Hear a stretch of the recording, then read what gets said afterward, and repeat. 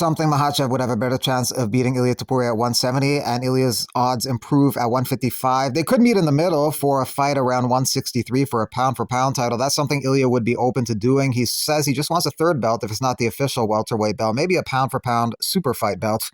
Would you fight him at welterweight, or would you want to fight him at lightweight? So the perfect scenario for me would be fighting him in the welterweight division, because so you would go up. That way I'm going to be able to collect my third belt. But also would be a greater scenario to me to fight between 155 and 170 and to create a new belt. Why not calling pound for pound? Because he's the number one, I'm the number two right now. For me, myself, I'm the number one. But yeah, you put two of the best guys in the world, you put the pound for pound belt in the middle. Whoever wins is the best. Damn, so you want to make your own belt, a pound-for-pound belt. Topuria says he doesn't know when he's fighting next. He expects to fight in the summer, and he expects to fight Gaethje, but he doesn't know if he's going to be fighting on the White House card or International Fight Week or anything. Fighting. In summer, hopefully. Summer? Yeah. Well, define summer, because I'm going to ask you, man, the White House card. White House? If I'm fighting in the White House, I don't know. You don't say to the UFC how to make fights and where they have to put you, and they don't tell you how to fight. So this is basically how it works. So as of right now, there's no White House. As of right now. As of right now, I have no fucking idea what's going on. What? Yeah.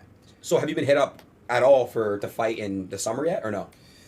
I know that I'm gonna fight in summer, but I don't have any specific date or place that I know that I'm gonna fight. The Patty Justin fight. You thought Patty was gonna win that fight? I thought he's gonna win the fight. So it was horrible. Like the fight was fucking horrible. I think they both looked really bad. Both of them? Yeah, both of them.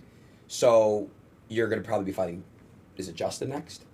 I think so. Before the creation of the interim title, some people wanted to see Arman Tsarukyan take on Ilia Topuria. Topuria doesn't see him as a viable challenger to him. If he faced someone who really has that preparation, has that cardio, knows he doesn't get scared if he gets to the ground. Arman, easy because he will panic. With me, he will panic. What he's gonna do? Dooho Choi returns to action April 18th in Winnipeg, Manitoba, Canada. He's going to be taking on Gavin Tucker. Tucker hasn't fought in the UFC in 3 years. His last fight was actually against Diego Lopez. That was Lopez's second fight in the UFC, and Lopez armbarred him in the first round. After a 3-year layoff, coming back to fight Dooho Choi is a tough task. Choi is always known to have really good striking, but in his last fight, he showed some really good wrestling, very good ground game, and ferocious ground and pound en route to stopping Nate Landwehr. He didn't fight all of last year, though, because of a knee injury. So 3-year layoff versus a 1-year layoff and a knee injury, but Choi will be a big favorite here. They needed another Canadian on the card in Winnipeg, and they got one in Tucker. However, he will be a big dog in this one. Actually, this just in, the UFC has already scrapped this fight. It's been removed. They removed the social media post announcing the fight. Gavin Tucker apparently didn't sign the contract, and he has retired. So don't know if it's a situation where he saw he's fighting Dooho Choi and decided to retire, call it a career. He'd rather retire than fight Dooho Choi, or they have no communication at all with their athletes whatsoever. They just announced the fight not knowing that he is retired. Or another scenario that often happens, they're in negotiations with the fighter and the negotiations stall, and they try and unstall it by announcing the fight without the fighter actually signing the contract. They did that recently with Renato Moicano and Chris Duncan. They announced the fight as a main event at the Apex, and Moicano says he didn't even sign the contract. Regardless, this fight being removed is probably a good thing. Choi should be fighting higher level competition, and it's a mismatch in the favor of Choi. For Tucker, it's a bad fight to come back to after 3 years off. Perhaps he just avoided getting knocked out in front of his home nation. Ariane Lipsky no longer with the UFC, making her PFL debut March 28th in Pittsburgh, taking on Inaba. I'm shocked that he's coming down from middleweight and he's got me. At the end of the day, this is the game. We're two UK guys, we live like 30 minutes apart from each other. So putting us against each other, yes, it was a shock.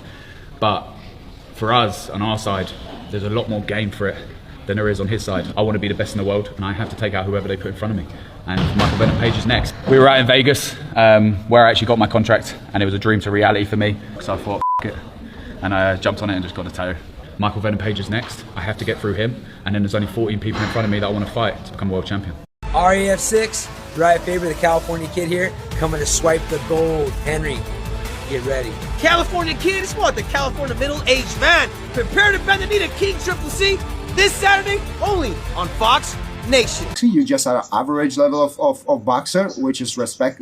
Like for me, whenever you get when I beat your ass in sparring, the thing is that whenever you get your job like held, let's do it. But just get ready because you're gonna need another is period of that time to recover I don't your need job. I don't need the jaw to be healed because you're not gonna touch me, bro. You MMA fighters are all trash. I beat all of the best in your sport. You want me to, I beat to all not of the touch your best in your job? sport. Yeah, That's listen. actually a fact. Let's do it. Like, Let's do it with this rule. Your hands like you're a little guy.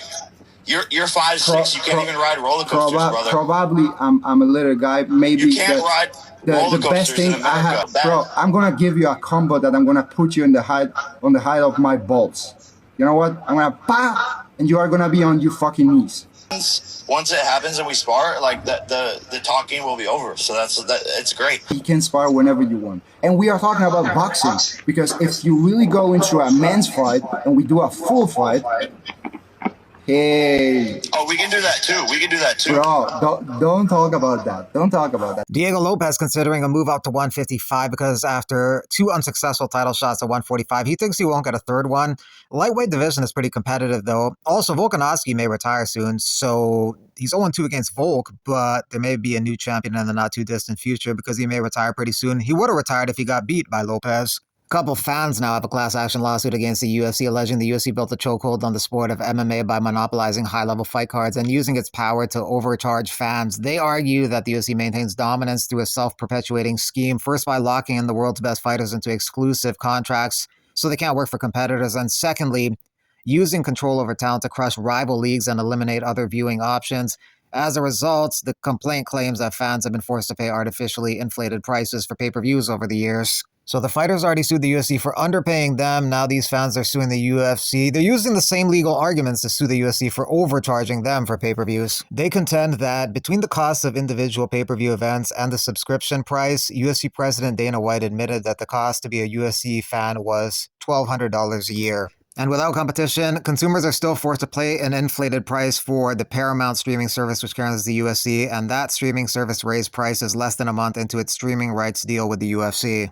Paramount has cleared the path to acquire Warner Brothers Discovery after Netflix declined to match their $111 billion bid. So Paramount could add some UFC content on TNT, Showtime, HBO. It's good for the TKO/Zuffa boxing empire too. If you figure out in sports media entertainment who owns who and who owns pieces of each other, you'll see that TKO/Zuffa and Turkey are perfectly situated to reset and control boxing because no one has more resources, partnerships, and platforms with which to do so. It's great timing to be making their move, whether you or we like it or not.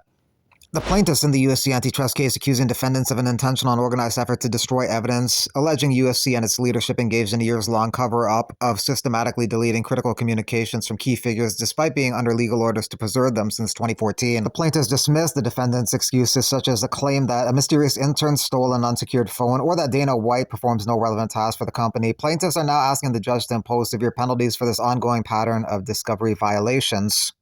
Thanks for watching. Donate via super thanks on a link on the main page.